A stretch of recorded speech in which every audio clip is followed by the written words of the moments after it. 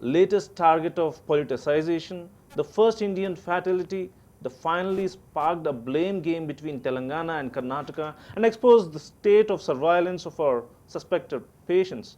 While Telangana authorities are busy blaming Karnataka for letting the suspected patient travel, authorities in Kalburgi are maintaining that had left against medical advice. For those who are uninitiated into the matter, let me tell you that a day after the tests in Bangalore confirmed that 76-year-old man who died on 11th March was positive for novel coronavirus. It emerged that he had left a private hospital in Kalburgi 2 days before his death and traveled Hyderabad district. Authorities said that he left without their knowledge. Even samples had been sent for testing here in Hyderabad.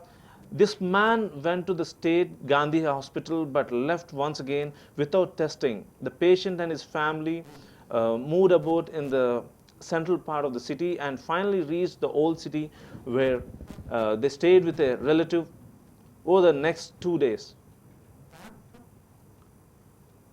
He got himself admitted to a private hospital after having visited the Gandhi hospital. Two others that denied him admission in the first place. When he was once again urged to go to a government hospital, he headed from the instead. The man died within an hour of leaving the private hospital in Hyderabad. Well, the third headline tells us that India is desperately trying to halt the spread of this deadly virus in stage 2, according to the Director General of Indian Council of Medical Research. Yes, friends, India currently is facing stage 2 of the COVID-19 outbreak, a stage where the disease transmission is limited to those with a travel history to the affected countries and others in contact with those affected persons.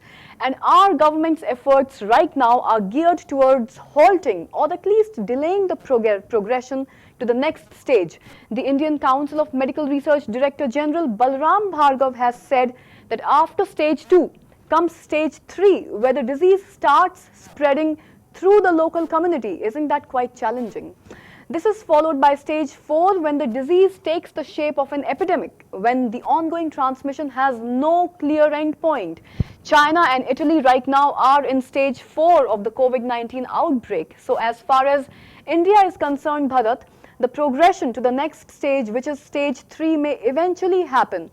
But by delaying it, India is making itself better prepared to localize and even contain the situation. Dr. Bhargav says that India currently has around a 30-day window to halt the beginning of the community transmission of COVID-19 cases. So the time to act is now, I would say, or if we want to be specific, the time to act is within 30 days from now. We have a window of just about a month, Bharat. They already shut down. Exactly, and Telangana has already faced a massive shutdown which has come from immediate effect today itself. So Monday onwards, we will see a lot of schools.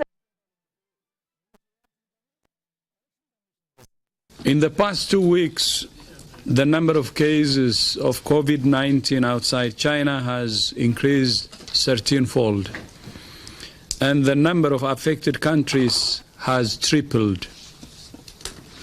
There are now more than 118,000 cases in 114 countries, and 4,291 people have lost their lives. Thousands more are fighting for their lives in hospitals. In the days and weeks ahead, we expect to see the number of cases, the number of deaths, and the number of affected countries climb even higher. WHO has been assessing this outbreak around the clock, and we're deeply concerned both by the alarming levels of spread and severity and by the alarming levels of inaction. We have therefore made the assessment that COVID-19 can be characterized as a pandemic. Pandemic is not a word to use lightly or carelessly. It's a word